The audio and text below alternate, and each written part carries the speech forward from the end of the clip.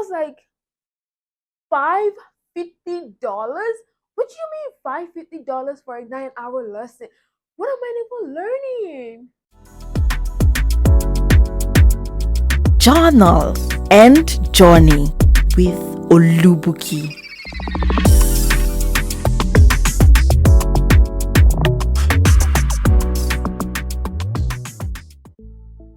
Hi lovables, welcome to another video. If you're new here, my name is Olubukola and this is the digital diary where I spill the real tea of my life as an international student in the United States, where I share tips, guides and insider gems that can also help you if you're aspiring to study abroad. If you're a returning subscriber, thank you so much for coming back to watch this video. Today I am going to be talking about things that I regret not doing before moving to the US. As someone who spent 20-something years in Nigeria before coming to the United States to pursue a master's degree, there were some things that I could have done before actually coming down here. And every time I think about it, especially the first one that I'm going to be talking about, every time I think about it, it just gets my heart really heavy. I'm like, I could have really avoided this. But I mean, it's one of those things. And that's why I'm doing this video, so you also learn from my mistakes and you don't make the same mistake. Knowing how to drive is actually a very underrated skill for us back in Nigeria, because if you don't know how to drive, not a lot of people will come for you and it won't look awkward. But over here, owning a car and actually learning how to drive or knowing how to drive is a huge necessity, because the public transportation system is quite different from what we're used to back home, and that caught me by surprise. Because I mean, my dad warned me. He told me a lot of times to actually go learn how to drive. He even got me a trainer, but I kept pushing it forward until I left Nigeria for the United States. And every time I think about it, I just regret not actually learning how to drive. The first time I went to a driving school to actually inquire about, their driving lessons and what I need to do, what the costs are, and they told me that for a 9-hour lesson for a first-time driver is $550. I was like, $550? What do you mean $550 for a 9-hour lesson? What am I even learning? And if you live in the suburbs, you understand that driving is actually a necessity if you want to get to places you're going to on time. It's only places like New York that, have a very, very good and solid and reliable transportation system. But in some other states, especially in Texas where I am, the transportation system is not so reliable. So if you want to get to places you're going to on time, it's either you Uber or you actually get your own car to transport yourself.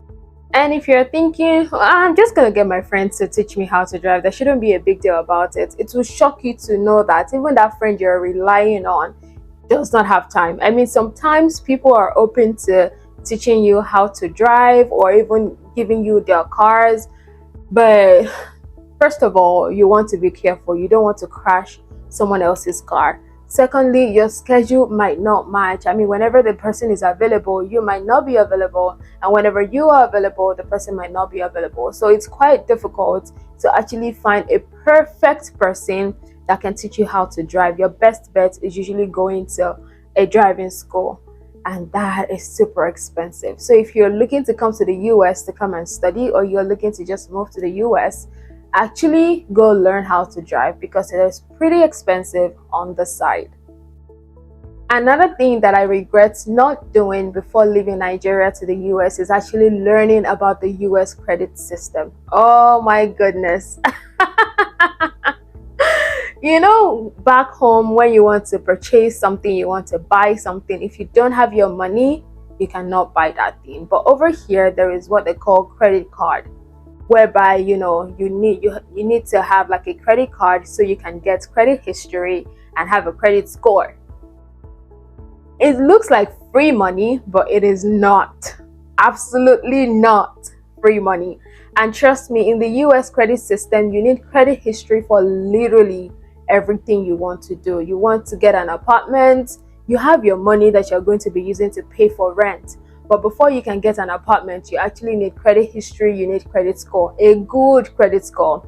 Before you can buy a car, you need credit history, you need a good credit score.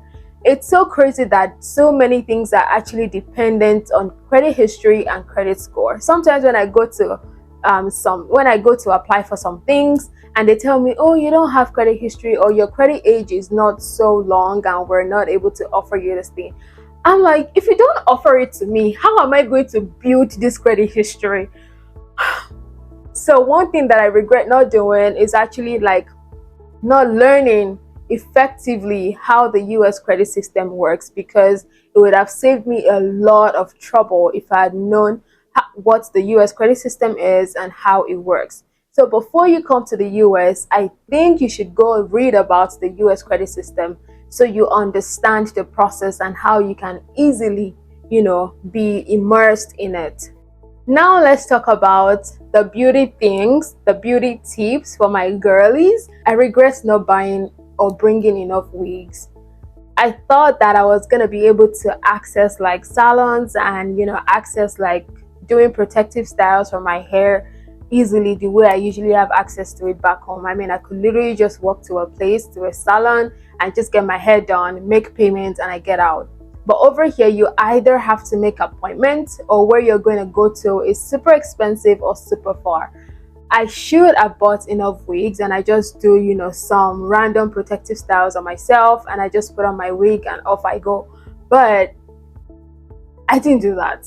So here I'm having to either like buy the wigs like expensive, I mean quality wigs now, buy them expensive here in dollars, or even buy them from home and have to pay for shipping fees, which I could have avoided when I was coming to the US. So for my girlies, if you're coming here, if you're not on low cuts, please ensure you buy and bring enough wigs so that you can at least save yourself the stress of having to book appointments or wait a long time before you can get your appointments to make your hair. If you know that you don't want to like expose your hair like a lot, especially to the weather and all that, then you need to buy wigs. Honestly, I wish I did that. I really, really, really wish I did that, but it is what it is. So this is my advice for you. Bring enough wigs, bring enough things to groom your hair if you're looking to come to the US. Now let's talk about your native attire. Honestly, when I was coming, I felt like, I don't really need it. I mean, I'm coming to the US, so why do I need to bring so many native attires? I only brought 2 native attires. One is the 2-piece for Ankara, and the other one is like an Ankara pant trouser. So that's like the only thing that I brought for native attires. And trust me, I have had needs to actually wear native attires. So when you're coming, and it is super expensive if you're buying from online stores, it is super expensive.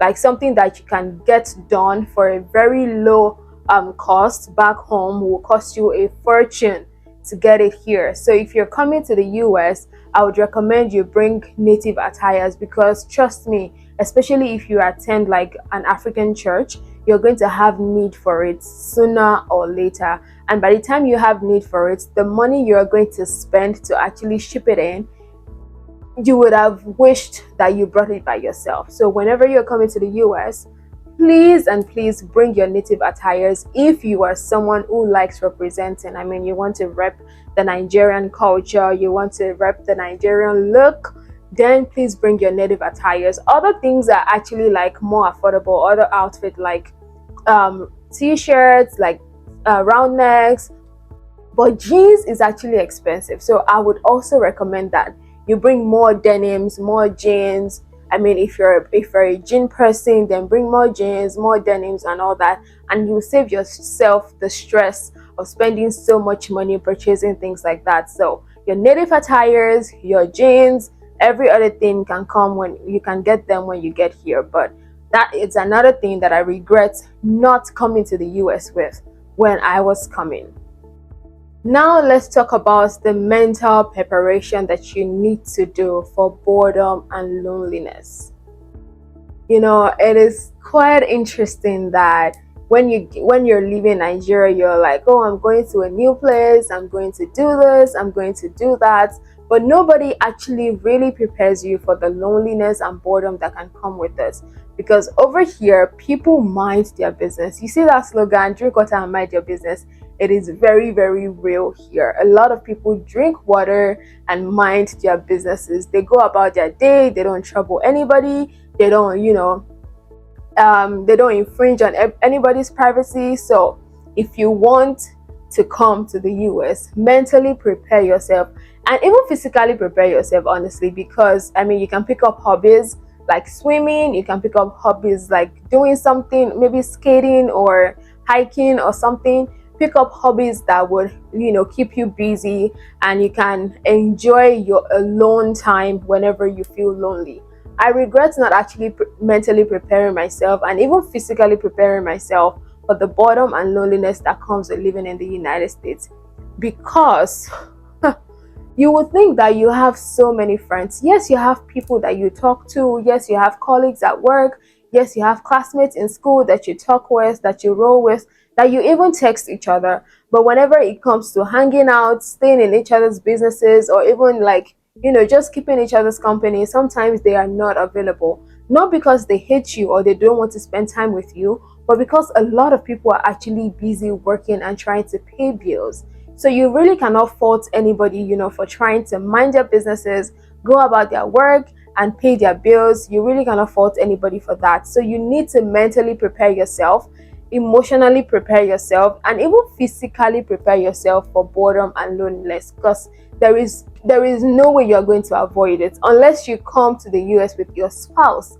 And sometimes your spouse might even go away on a conference or something, or even go to another state for schoolwork, or even spend time in the lab researching or doing something in school, and you will still feel lonely at home. So prepare yourself mentally, prepare yourself physically, and prepare yourself emotionally, and you're going to save yourself a lot of stress, being bored or lonely in the US. So far in my 2 years journey in the United States, these are some of the things that I regret not doing before actually moving down here. If you're an international student and you're watching this video and you can relate with some of my struggles, or you even have something else that you regret not doing before coming to the US, you can leave a comment under this video and I'm going to get back to you through that comment. If you have questions related to coming to the US to study, or you need clarifications on anything, don't hesitate to leave a comment under this video and I will definitely respond to you.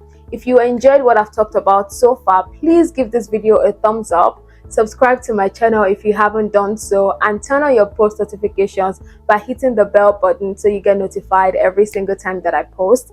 I'm going to be dropping a video every week, so expect another video from me next week. Until I see you in my next video, sayonara.